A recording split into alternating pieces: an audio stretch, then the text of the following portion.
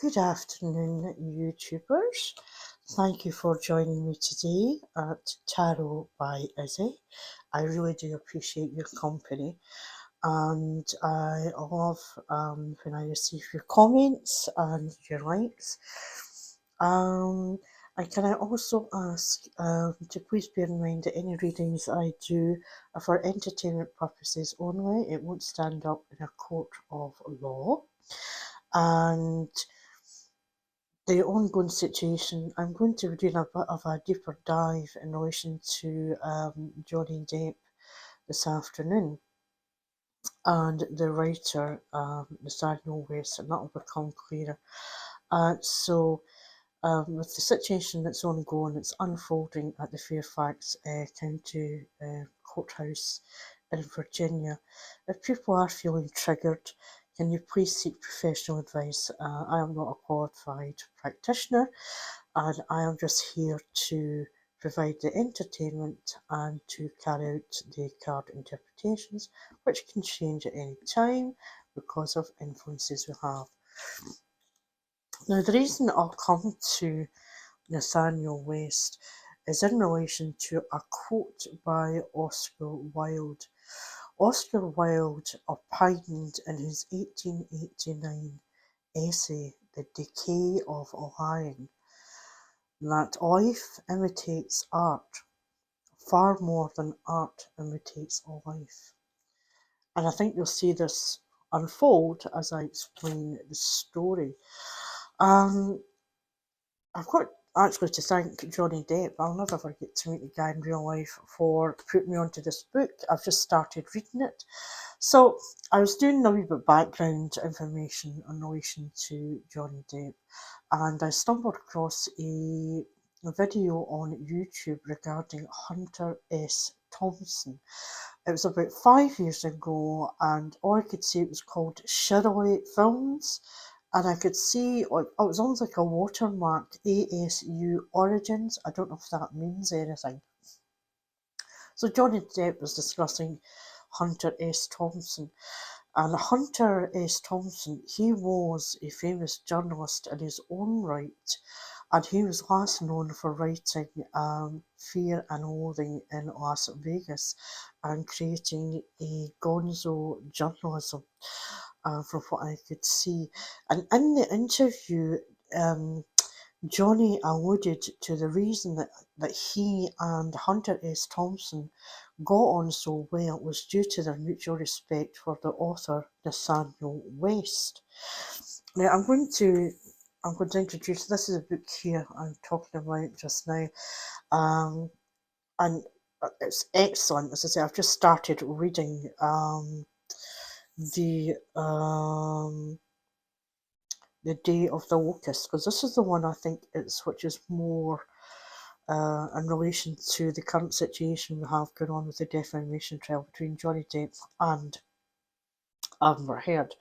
Now, please bear in mind, some of this was written in the 1930s. It was a different time period, and some of the language in there can be offensive.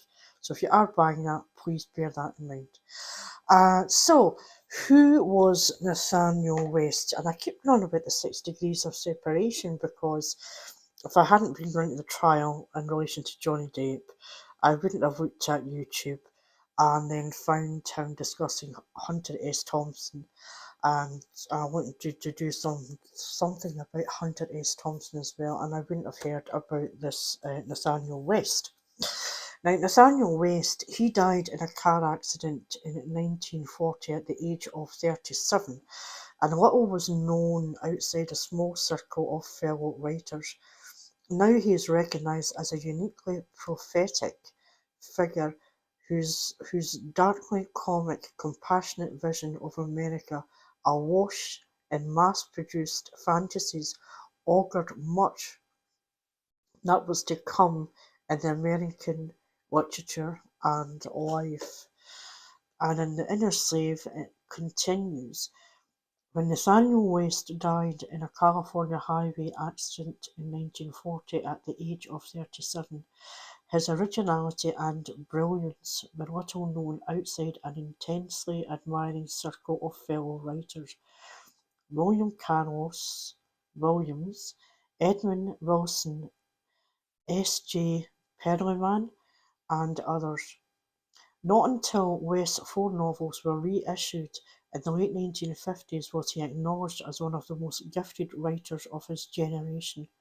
His masterpieces, Miss Lonely Hearts and The Day of the Locust, with their blending of manic farce and despairing compassion, and their vision of an America awash in its own mass-produced fantasies, read like a prophecy of much that was to come in American literature and life.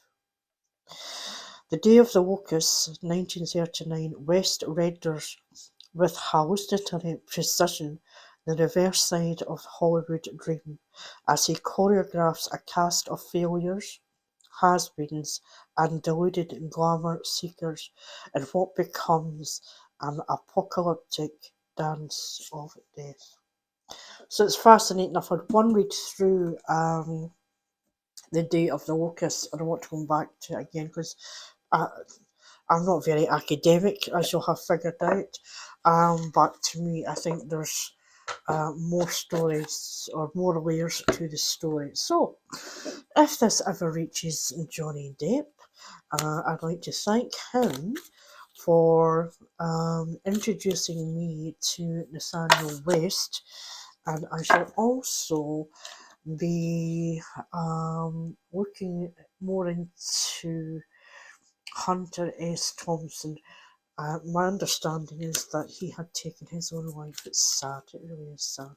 So, are we agreeing with Oscar Wilde and Nathanael West, or how does Johnny Depp see it, their view that life imitates art far more than art imitates life?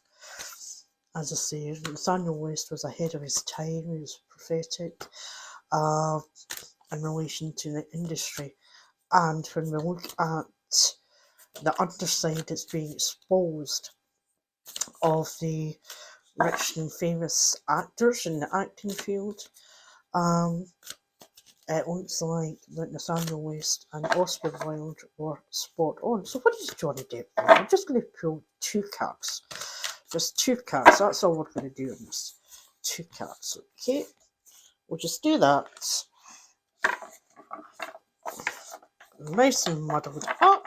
What is Johnny Depp think? Does he reflect on what he's read? You know?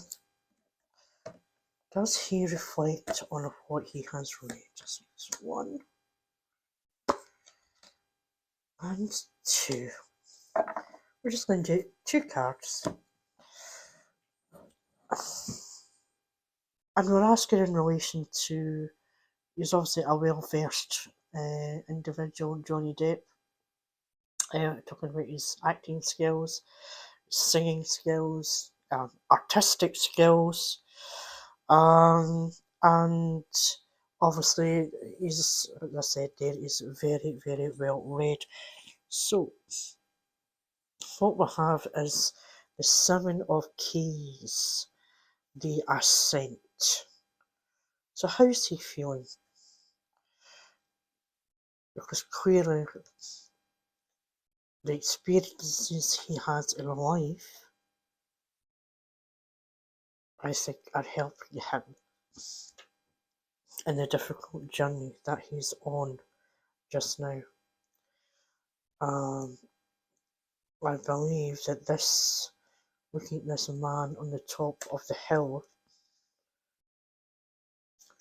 we're seeing someone who has, well, he's climbed over difficult paths, you know, and we're looking at,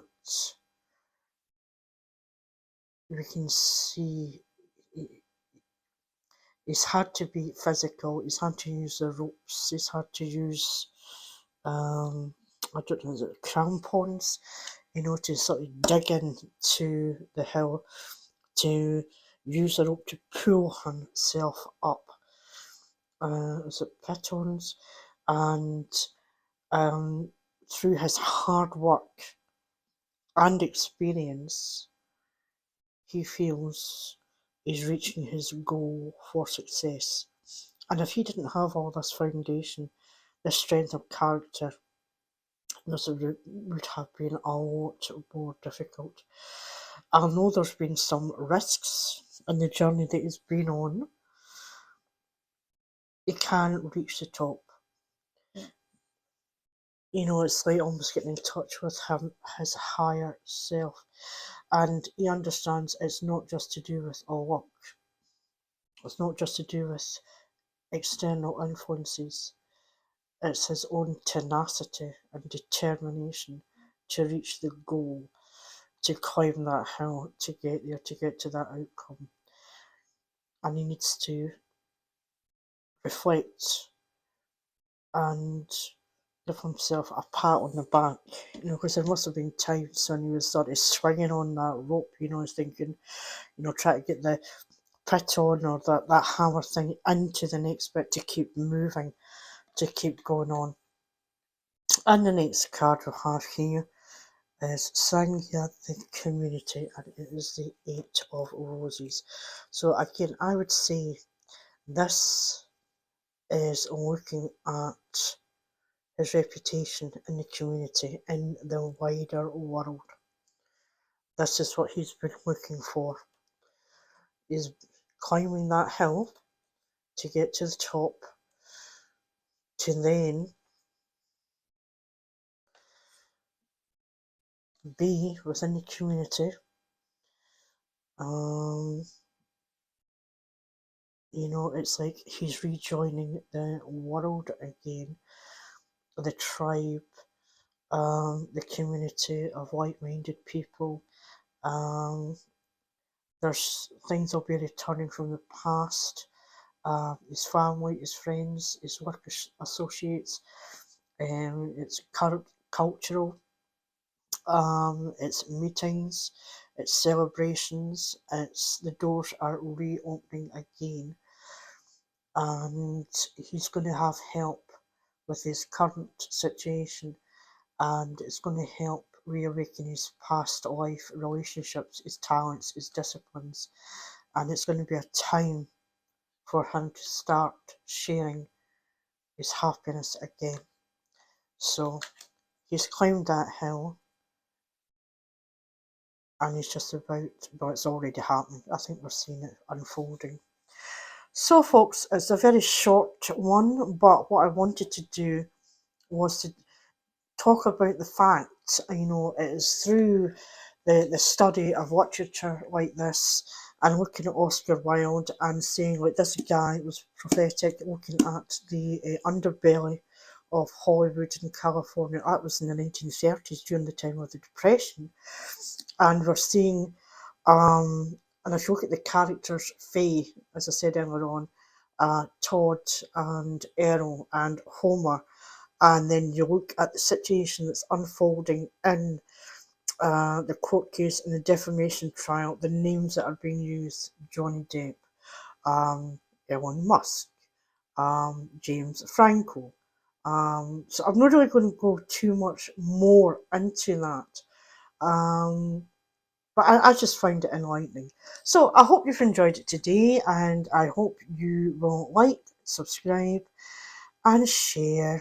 And thank you once again for joining me today. Take care. Thank you. Bye.